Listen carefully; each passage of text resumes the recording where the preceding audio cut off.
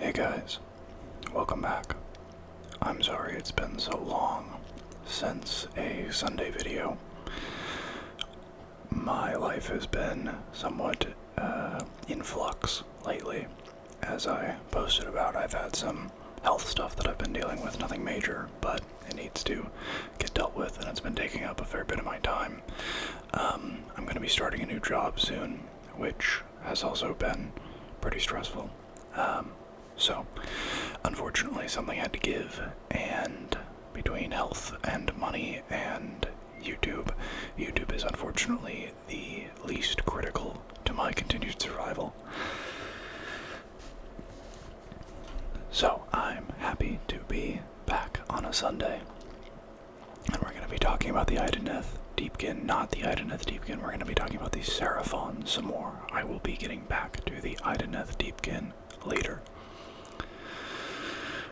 We are going to be talking about the forces of the Seraphon, strength from the stars. Glittering constellations in the sky mark out the armies of the Seraphon. Each sparkling point is a celestial cohort or hero waiting to be unleashed upon the mortal realms. As these shimmering lights rise above the horizon, the Slann calls out to them, summoning the Seraphon to war. When the Seraphon march to war, cohorts of reptilian warriors are called down from the stars of Azir. None but the Slann know for sure whence they hail, only that they appear as if from nowhere. Under golden icons they form up in disciplined ranks, even great saurian beasts awaiting the command of the Slann to attack. The pieces of a Seraphon army are carefully arranged for the wars they fight within the mortal realms. The fundamental battle formation of the Seraphon is the cohort, a gathering of warriors under a single leader. Skink and Saurus cohorts are the most common groups to be called upon by the Slann, but those formed from monstrous beasts also have a crucial place within the Seraphon's armies. When cohorts are gathered together by a Slann, they form a star host. Just as the stars form patterns in the sky, so too does the star host embody a specific battlefield role. When a Slann goes to war, he will summon these cohorts that, working in conjunction, are best equipped to defeat his foe.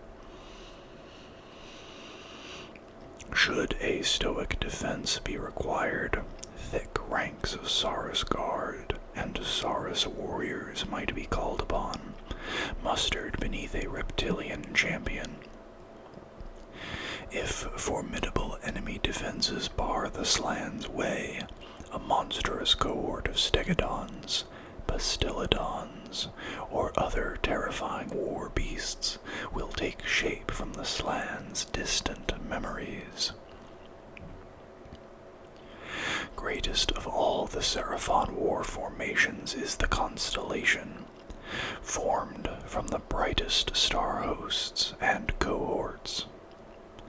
When constellations march upon the realms, the heavens themselves blaze with the magic of the Slann. The arcane power wielded by such a mighty gathering causes the very ground to glow with celestial energy as Seraphon charge forth in their tens of thousands.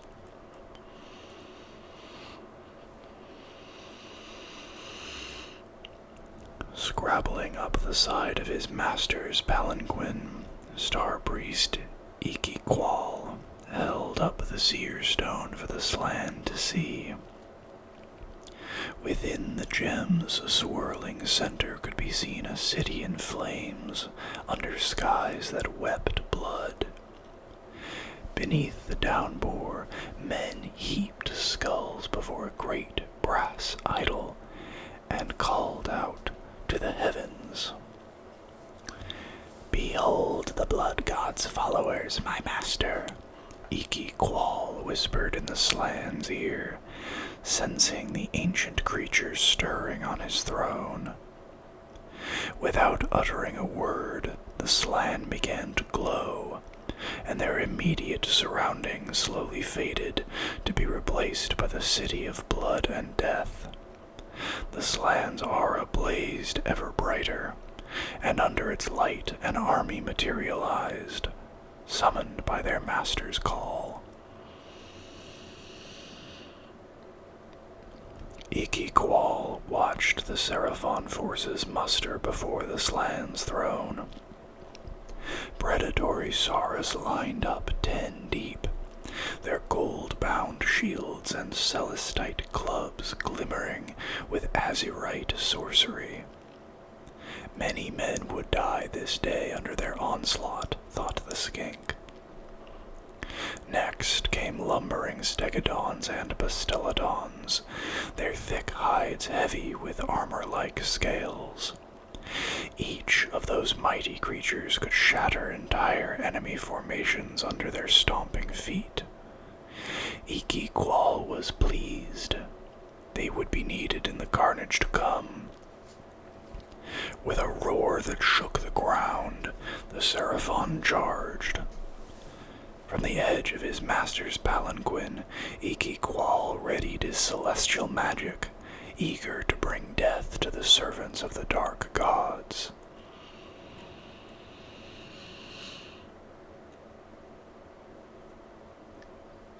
Seraphon Constellations. Seraphon constellations revolve around their core stars. Blazing brightest is the Slann, to which all other stars are connected. Only slightly smaller are those of the Old Bloods and Star Seers. Beyond them, the cohort of each star host form a scattered carpet of jewels upon the sky. When linked together, these stars take a portentous shape. Some Seraphon constellations are great beasts of myth, while others are elements of a greater constellation, such as the Fangs of Sotek.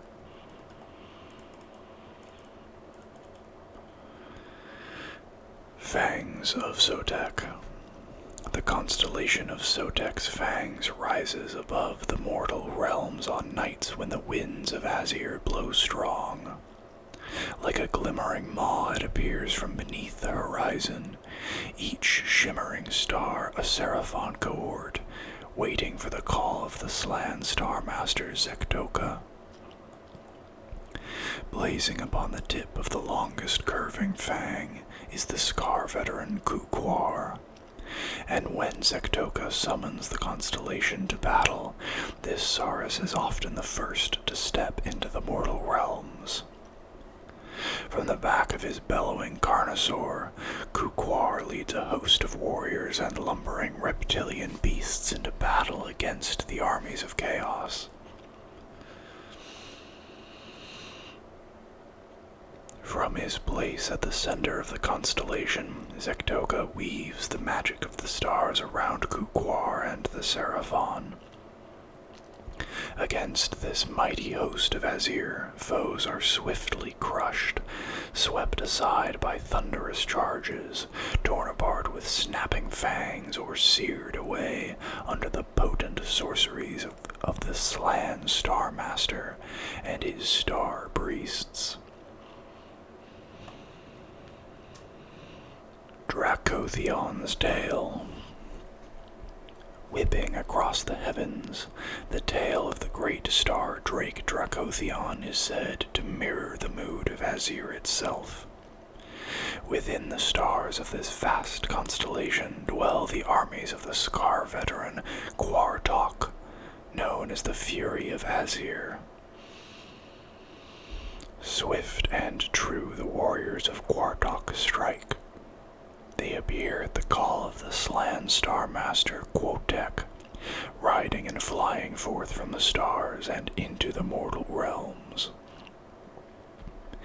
Heeding the will of the Slann, they cut down the twisted tendrils of chaos wherever they might arise. As befits the constellation from which they come, the Seraphon of Dracothion's tale are quick and unpredictable upon the battlefield. Their ranks are filled with Saurus knights, Ripperdactyls, and Pterodon riders, all led by the ferocious might of Quartok atop his bellowing Carnosaur. From their heart, Quotek guides the army, his spells turning enemies to ash or calling down fresh warriors from the heavens.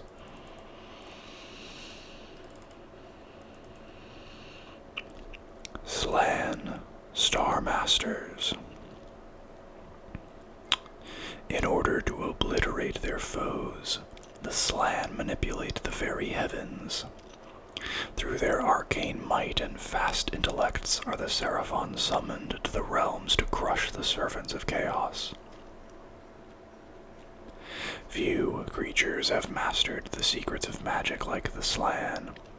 Long aeons spent traversing the stars have saturated their minds with the power of Azir. As they glide into battle atop their graven thrones, sorcerous energies arc around their fingertips, waiting to be unleashed. Mortal mages are as mere children before the Slann's enchantments. With a casual gesture, the ground erupts in fire.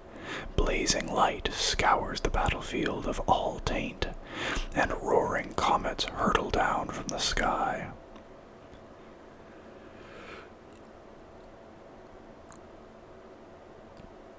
The Slann are survivors of a bygone age, who bore witness to the birth of the 8 realms.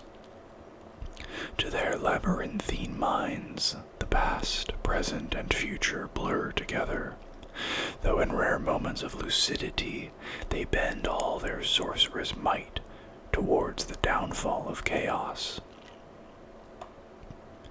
However, the Slann still rely upon the creatures of Azir to fight their wars and further their great plans, for despite their immense magical power, they almost always stand alone.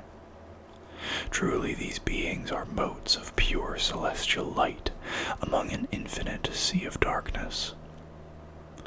Thus, many of Aslann's spells will focus upon strengthening his warriors, invigorating their forms with Azurite magic, or transporting them across the battlefield in the blink of an eye. A Seraphon army with a Slann at its heart is also never truly defeated, the ancient wizard able to summon fresh warriors to his side at a thought. The stars overhead also play a vital role in the Slann's plans, and as a glittering constellation rises over the horizon, the mighty seer can call upon its magic to change the course of battle.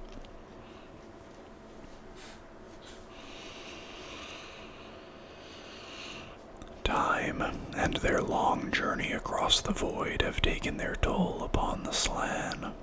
Many have been slain in the relentless war with the dark gods, while others have simply vanished, lost to the slow march of ages and the endless battles that rack the mortal realms.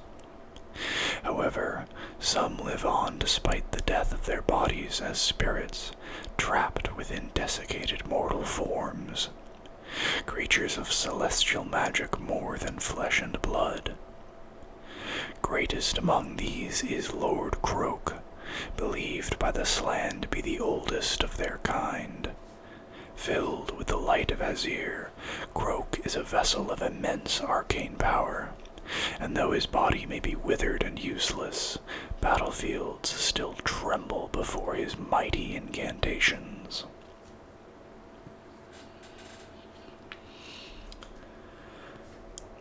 Saurus Old Bloods.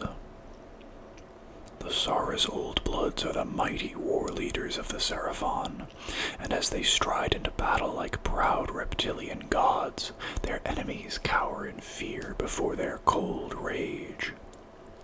Swathed in a latticework of ancient scars, an old blood is a looming mass of bulging muscle and thickly scaled hide. Amid the hissing, scaled ranks of the Saurus stands the Old Bloods, the imposing generals of the Slann's armies. They are veterans of wars beyond counting, and the battlefields of the mortal realms are strewn with the bones of their foes. Peerless warriors with an innate understanding of warfare, Old Bloods are master tacticians. Armed with weapons of star-forged celestite, they are amongst the deadliest of the Seraphon. In battle, the full savagery of their nature is unleashed, tearing and rending with tooth and claw. Through the military might of the Old Bloods is the will of the Slann enacted, for although the Star Masters are powerful wizards, they are ill-suited to the rigors of war. Such is the aura of command that clings to an Old Blood that other Seraphon need not guess his intent, for their instincts react to the predatory will of their general. This is especially true of Saurus and any Seraphon close to an Old Blood, whose instincts attune to those of their alpha leader, driving them into a state of focused aggression. Thus does the beast's disciplined fury spread out amongst his troops, eventually becoming a wave of unbound savagery.